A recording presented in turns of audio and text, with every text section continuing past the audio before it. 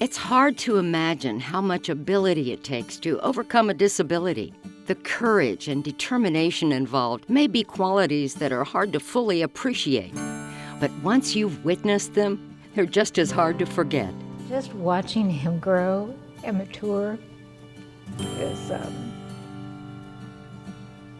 finally made it. Yeah. Today in Wichita, there are people everywhere who are living these victorious lives and making their mark on a world that is far better for their contributions. As individual as they all are, they're ambassadors of a common legacy, one that's dedicated to building the full potential of people who have intellectual disabilities. It's the legacy of Starkey, a name that has become synonymous with hope and help in Wichita, and an organization that's been celebrating the abilities of all people for 86 years.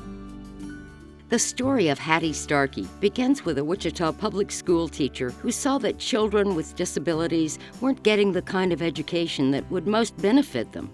In 1930, Mrs. Starkey began teaching children with intellectual disabilities in her home.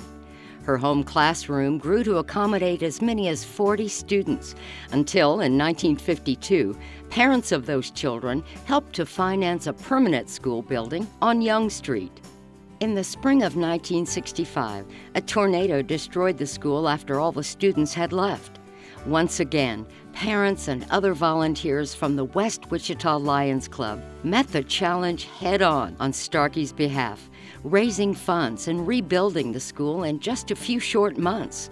It was then that a shift began to take place in Starkey's mission.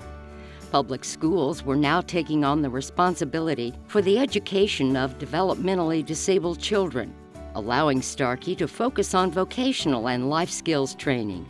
Under the leadership of Executive Director and former Starkey teacher John Fry, a new workshop facility was completed in 1967. I think the legacy of Starkey is that they've taken these individuals and given them opportunities to be independent, that without Starkey, they would not have those opportunities.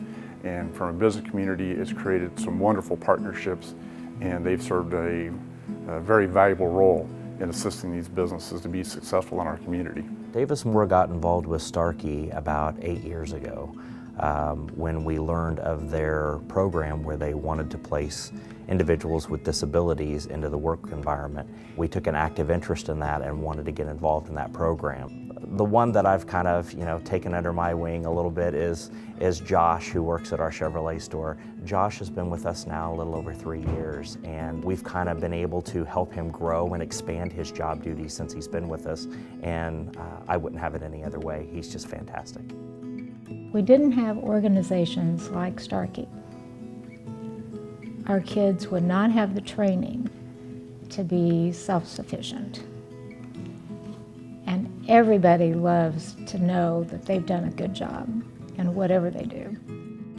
As its employment program continues to grow, so too does its community living program. In 2005, Starkey opened its first apartment complex to provide additional independent living options. Starkey currently has 42 homes and 2 apartment complexes all over Wichita and surrounding communities as well. And our goal in that regard is to give people a great place to live, where they can be a part of their community, but to blend in as much as possible. Well, he went into a group home after high school, but this is the first time he's been out on semi-independent, and it's been scary, very scary. He's been there a year.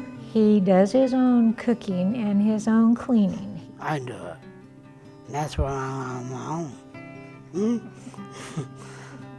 No one is going to do it except me. From Hattie Starkey's original home school, Starkey now has 380 employees and offers services for 520 individuals with disabilities in the Wichita community.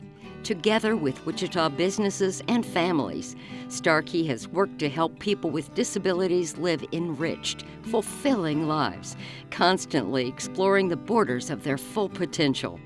What started as a labor of love has become an industry of hope and a legacy of promise.